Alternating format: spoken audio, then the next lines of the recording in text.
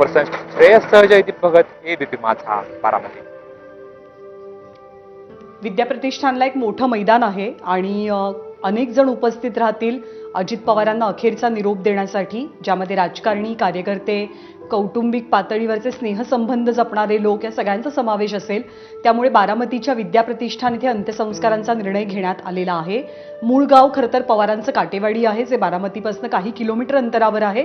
पण होणारी गर्दी विचारात घेता काटेवाडीमध्ये नाही तर विद्याप्रतिष्ठानमध्ये म्हणजे बारामती शहरात हे अंत्यसंस्कार होतील असं सांगितलं जातंय. तयारी केली जाते प्रशासनाकडनं, पण हे अंतिम संस्कार आज केले जातील का उद्या याची अजूनही स्पष्टता नाहीये. खरं, कारण मुख्यमंत्री फडणवीसांनी देखील मगाशी म्हटलं होतं की आता आम्ही पोहोचणार आहोत तिकडे आणि मग कुटुंबियांशी संवाद साधून पुढचं नियोजनाच्या दृष्टीने निर्णय होईल. तर मला वाटतं की आता मुख्यमंत्री देखील पुढच्या काही वेळामध्ये इकडे पोहोचतील.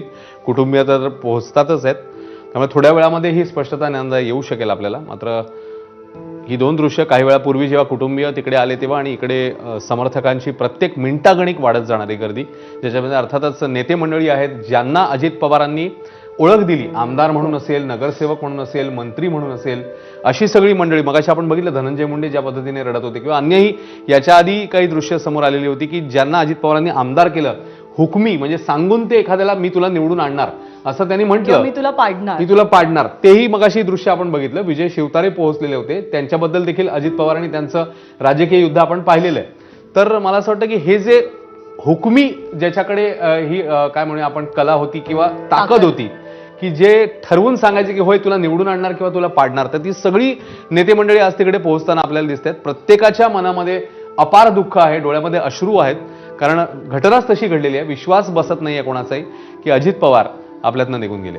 आणि त्यांच्या भाषणातली ती एक कला होती की जिथे जायचे त्या गावची ते भाषा बोलायचे. त्यांनी फार जड शब्द वापरून आणि अगदी काय म्हणतात त्याला खूप सुविचार वापरून किंवा साहित्यिक भाषेमधली भाषणं अजित पवारांनी केल्याचं कुणाच्या स्मरणात नाही. आणि म्हणूनच दादा सगळ्यांच्या लक्षात राहायचे, कारण दादा हे त्या मातीची भाषा बोलायचे, दादा हे त्या कार्यकर्त्याची भाषा बोलायचे, दादा हे त्या गावची भाषा बोलायचे. त्यामुळे त्यांची अनेक भाषणं अनेकांच्या कायम लक्षात राहणारी अशी भाषणं ठरली. आणि त्यातलीच काही छोटी छोटी उदाहरणं सुद्धा आपण बघितलं. म्हणजे अनेकांनी असं सुद्धा म्हटलं की दादा तुमचं स्पष्टवक्तेपणा थोडा कमी करा. दादांना अनवधानानं त्यांनी जी काही विधानं केली काही वर्षांपूर्वी मधल्या काळात, त्याची किंमत सुद्धा खूप व्यवस्थित चुकवावी लागली राजकीय पातळीवर, वैयक्तिक पातळीवर.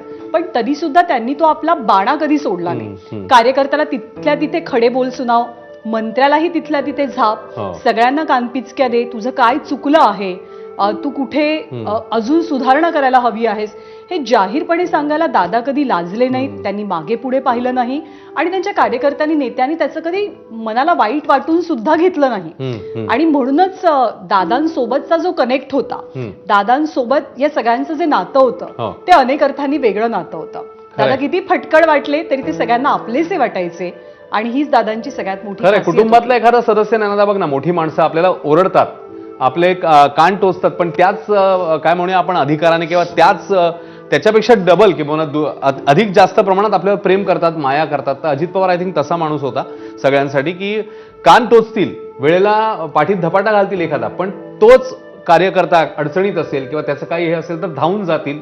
त्याचा मगाशी आपण जो जसा उल्लेख केला व्हिडिओचा, ज्या झपाट्याने ते लोकांकडनं निवेदनं घेत होते, त्यांच्याशी बोलत होते, पटापट त्याच्यावर नजर मारत होते, हा जो प्रेझेन्स ऑफ माइंड आहे, हे तिकडची जी सूचकता आहे, समय सूचकता आणि लोकांप्रती असलेलं प्रेम, तर ते त्यांच्या व्हिडिओमध्ये, जसं तू मगाशी उल्लेख केलास, त्यांचे व्हिडिओ सर्वाधिक पॉप्युलर, व्हायरल व्हायचे, लोकांपर्यंत पोहोचायचे. आणि त्याच्यामध्ये प्रत्येक ठिकाणी आपल्याला हा एक धागा दिसतो, तो म्हणजे लोकांशी त्यांचा असलेला घट्ट कनेक्ट.